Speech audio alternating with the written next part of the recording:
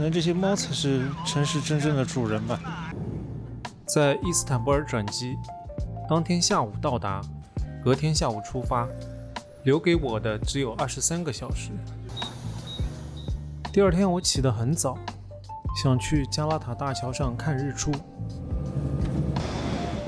桥上早就站满了人，但他们不是游客。伊斯坦布尔国际机场到土耳其了，时间还早，我决定先在机场里转转。一群韩国客人。航空也是有评星的，航司有5星，机场也有5星，伊斯坦布尔机场是5星。今年土耳其对中国免签了。哇，满满的中文，这还写的热水。哇，全欧元标价了，现在。一盒糖果要52欧、53欧，这个玩意儿114.9块欧元，这个有点过分了，这价格。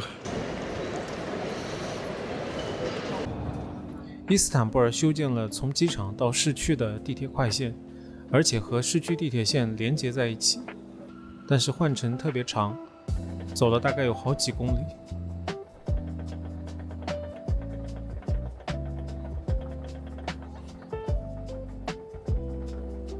在离酒店最近的地铁站出站，出现在眼前的是塔克西姆清真寺，而清真寺的前面是共和国纪念碑。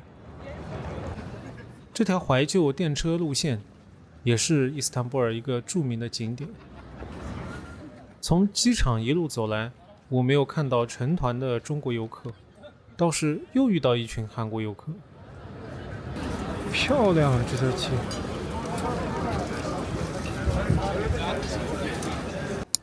无意间走进独立大街，这是伊斯坦布尔最著名的街道之一，当然也是热闹的商业街区。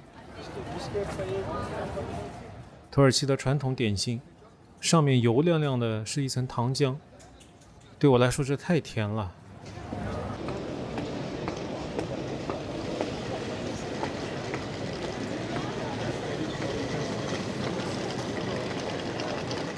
路过一家土耳其传统餐厅，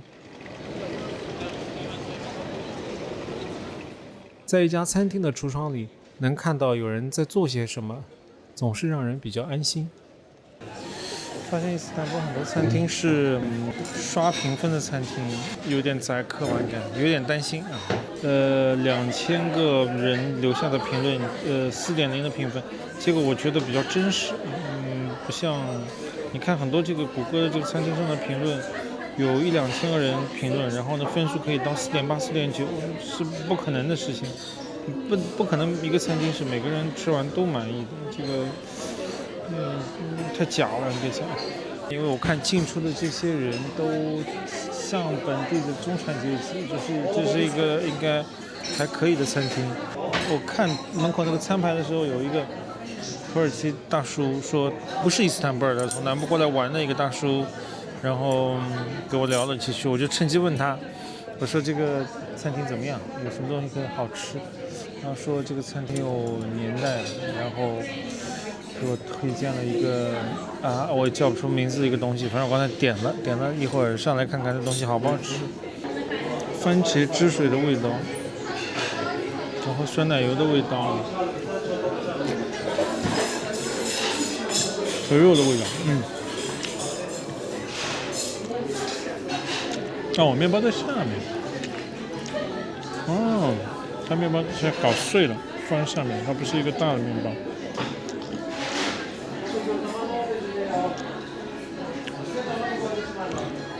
哇，挺好吃的这个做法。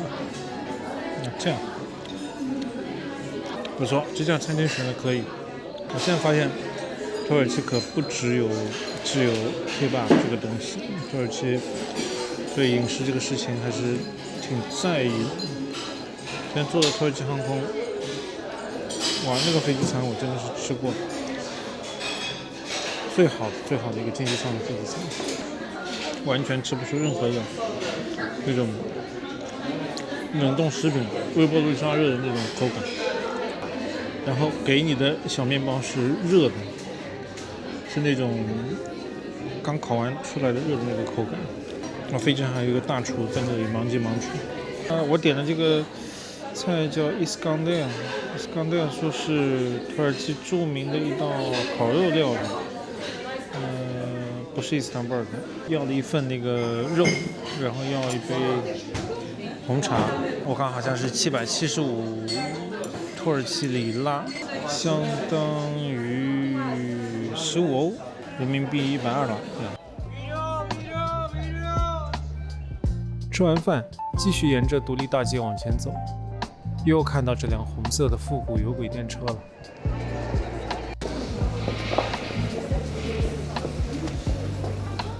拐到一条小巷里，眼前是简单可爱的街头涂鸦。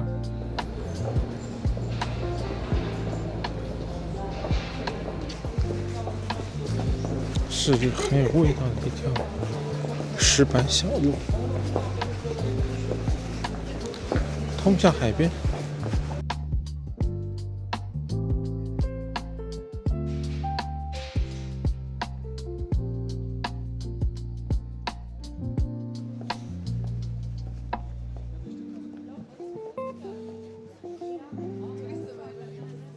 最近这次旅行去的几个城市都是游客最多的，世界上游客最多的城市。吉隆坡也是，伊斯坦布尔也是，然后回到巴黎，巴黎也是世界上游客最多的城市。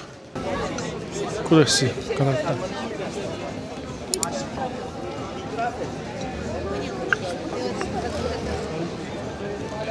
少不了的旅游纪念品。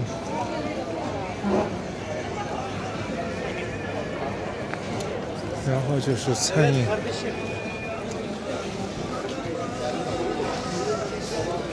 其实跟在摩洛哥看到的店就有点像了，卖一些灯具的。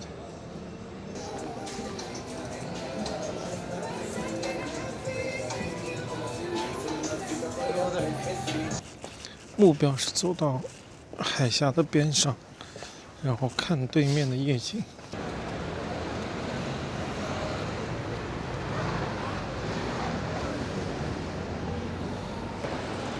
看到这个穿黄色衣服的，我刚才路过看到他们，我还以为是哪个酒吧促销的啤酒小姐，居然是土耳其的交通节。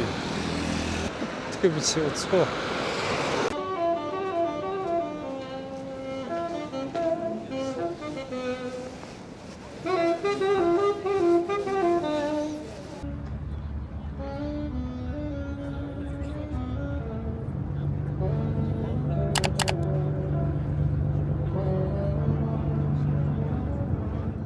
来到海边，我站在伊斯坦布尔欧洲一侧的新城区，对面是欧洲一侧的老城区。这里有夜钓的人，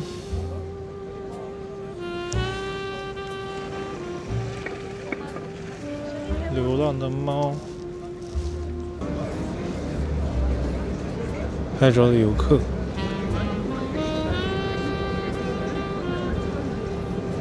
站在这种太有历史的地方，百感交集。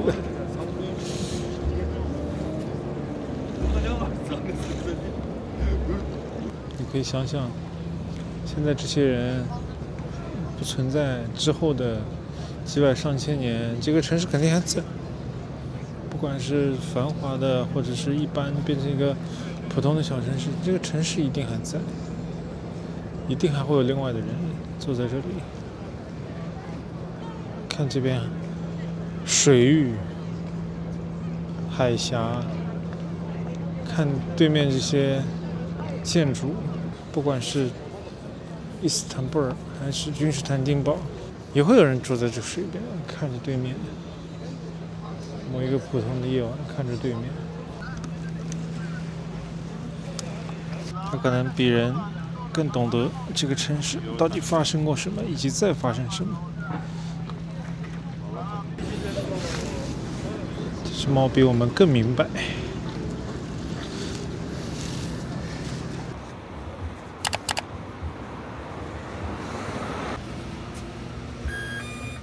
因为有时差，我醒得很早，索性退房出门，顶着一脸疲惫，搭公交车前往加拉塔大桥。伊斯坦布尔现在早上是8:02。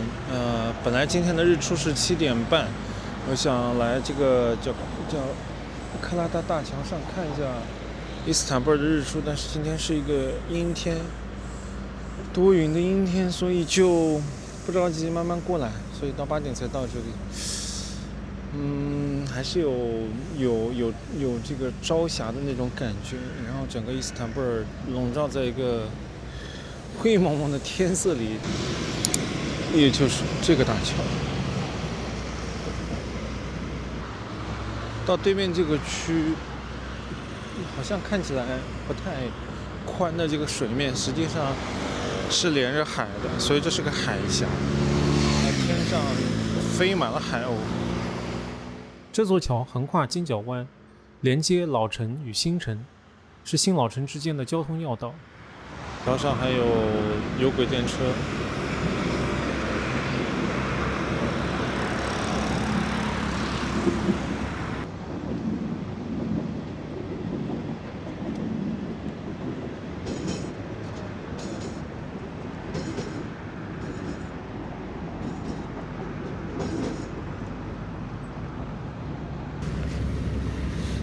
早上的渡船，船上也是满满一船人，从对岸坐渡船过来。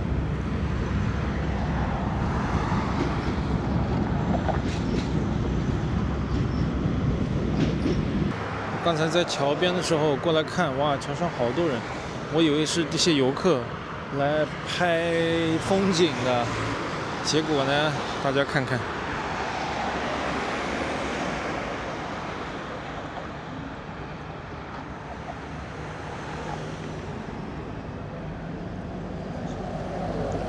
两边全是钓鱼佬，满满的钓鱼佬。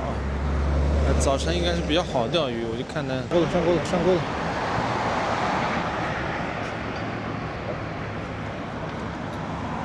哦，好多啊！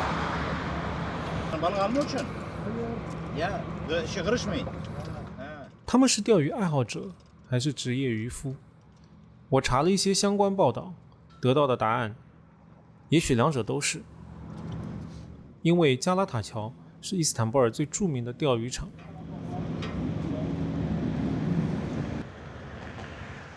这里是人类的交通要道，也是鱼类洄游路线的必经之地。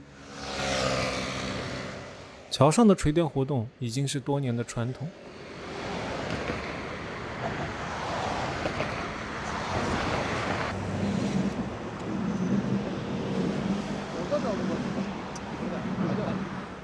有些钓客一天能在桥上待10几个小时，来的日子多了，彼此之间交上了朋友。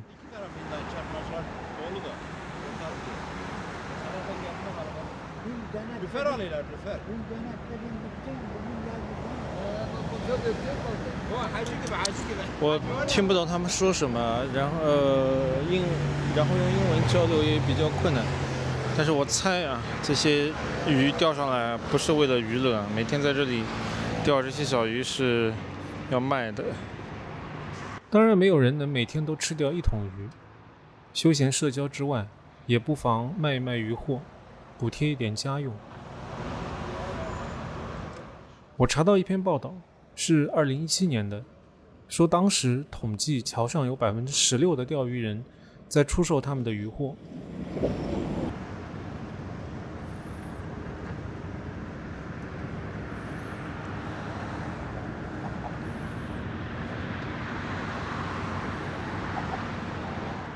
疫情开始后，土耳其通胀率逐年走高，2022年达到85%的峰值。尽管去年年底回落到30%左右，但人们仍然能感受到极大的生活压力。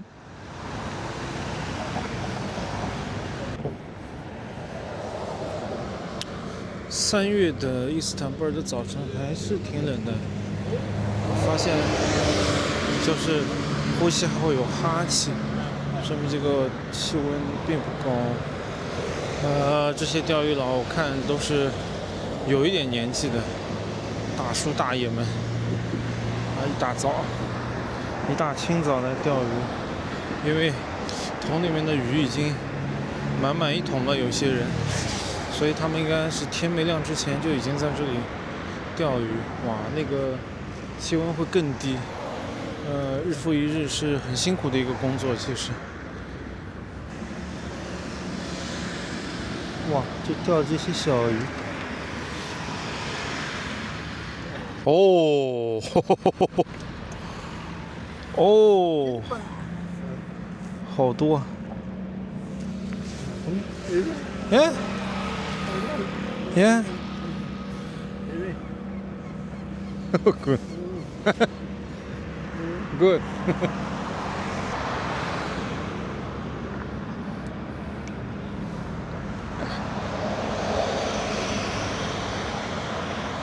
好像钓上来的都是一些小鱼，没有大鱼啊，都是一些。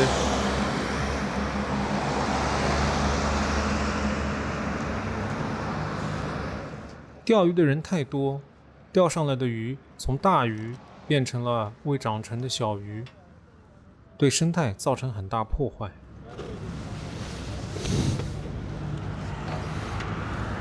从这个方向看过去，对面看到那个清真寺，就那个清真寺是苏莱曼尼耶清真寺，是伊斯坦布尔的一个地标性的建筑。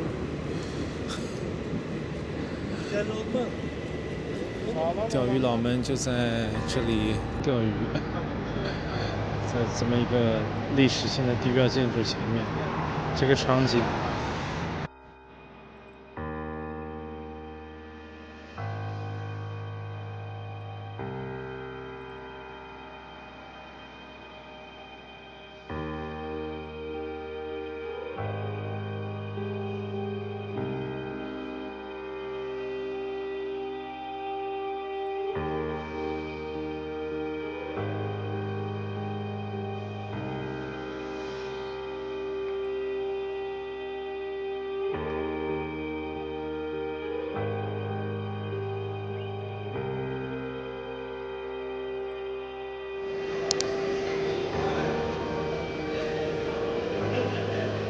早晨的香料市场人不多，没有什么游客，店都刚刚开。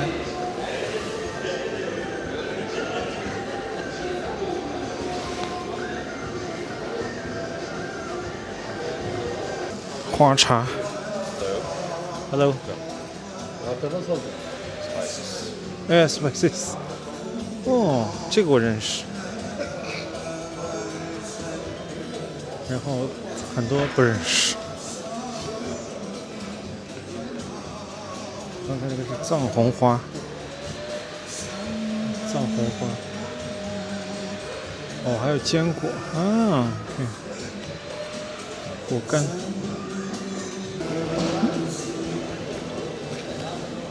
这个是工匠祈祷的地方。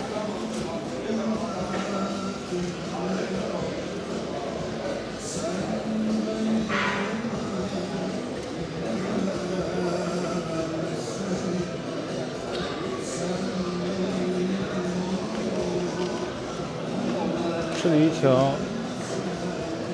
过了这里一条长廊，这是一个门。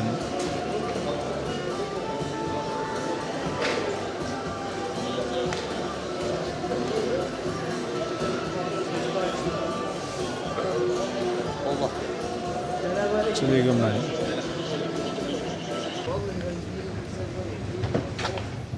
对面墙上的招牌上写着阿里巴巴，谁能想到一个中东传说竟然最后成了全球最大电商网站的名字？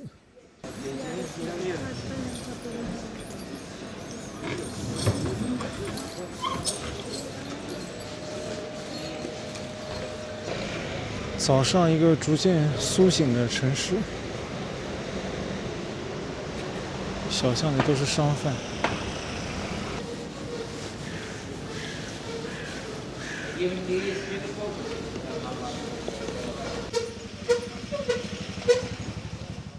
它背后有一个特制的架子，这样背地毯会省力很多，所以这个工作是他的日常。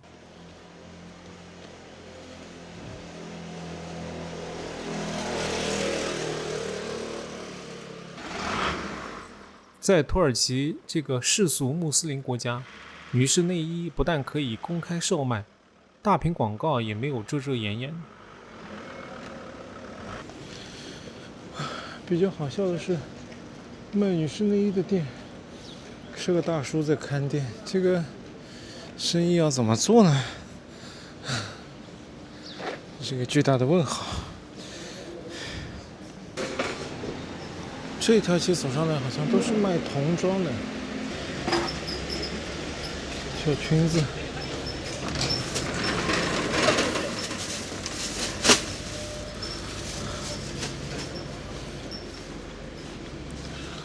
哇，这个特别童话，小公主裙。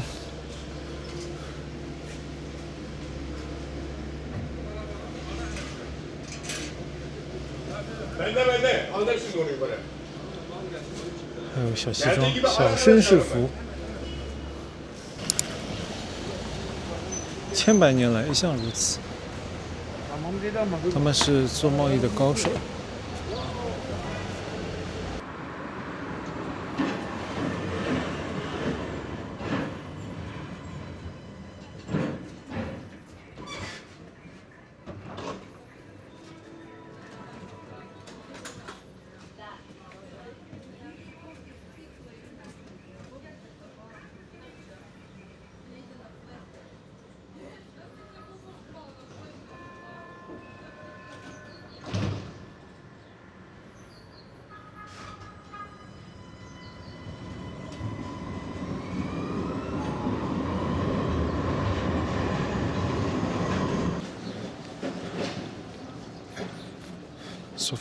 圣索菲亚大教堂，就快到圣索菲亚大教堂了。对，那还是清真寺。我天，这是一个……哦，对，这是一个可以租的旅游车吗？这要怎么好跑？Off tour tickets here 啊，卖票的，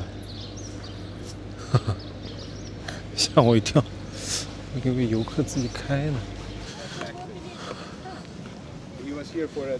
今天没有时间，不够时间进索菲亚去参观，这个去外围看一眼吧。如果你喜欢猫的话，伊斯坦布尔是一个非常值得来的一个城市。那太爱猫了，这里。你看到这里有一个猫粮，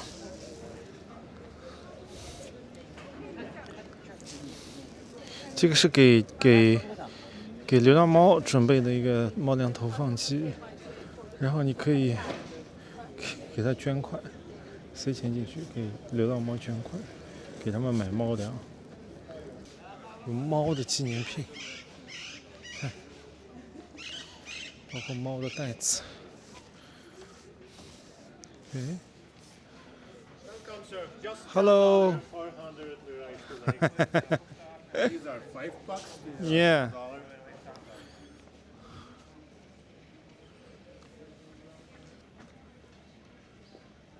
猫枕。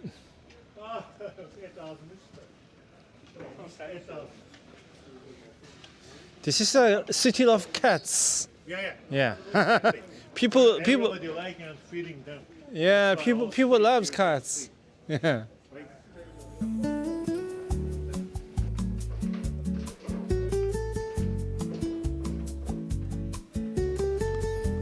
把挂毯，把这个历史场景置在挂毯上。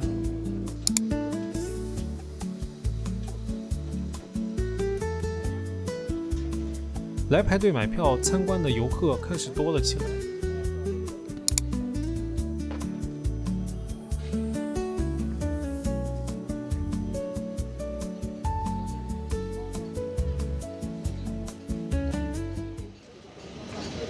我之前去的塞尔维亚去的尼什就是君士坦丁大帝的出生地。然后我现在来到的这个地方以前就叫君士坦丁堡，然后看到的这个宫殿是君士坦丁堡陷落之后由奥斯曼土耳其的征服者建立的宫殿，建造的宫殿，所以历史这旅行就把历史都给串联起来了。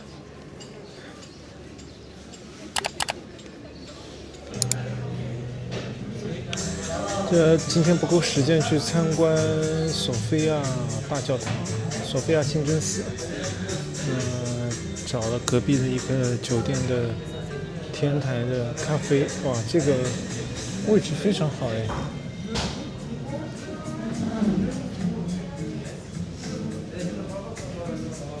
居高临下的看一看，远眺一下，休息休息，喝一杯土耳其咖啡。这是我的土耳其咖啡，跟我在塞尔维亚喝到的土耳其咖啡是一样的，有一点点咖啡渣的味道，但是这口感很好。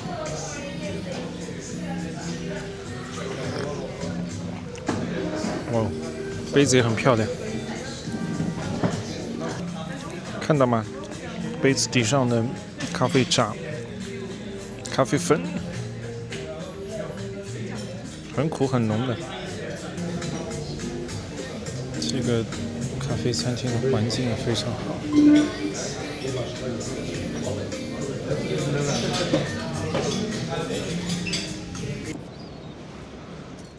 结完账正要离开，我发现这个咖啡馆还有一个屋顶天台。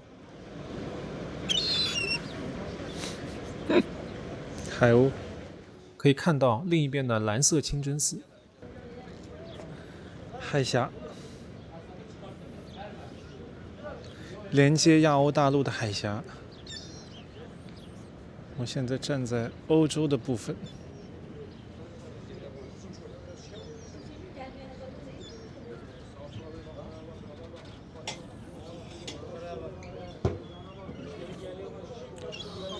无论当年的君士坦丁大帝，还是建造后面这个宫殿的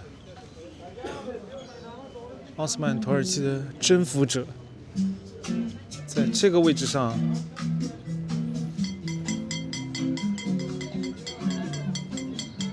每天瞭望这个海峡，每天想着自己站在欧洲和亚洲的连接处。或者说他们当时并不知道欧亚的区分，而是站在一个链接东方世界和西方世界的这样的一个链接处，每天看着城里面往来的东方和西方的商人，确实有一种征服了世界的雄霸天下的感觉。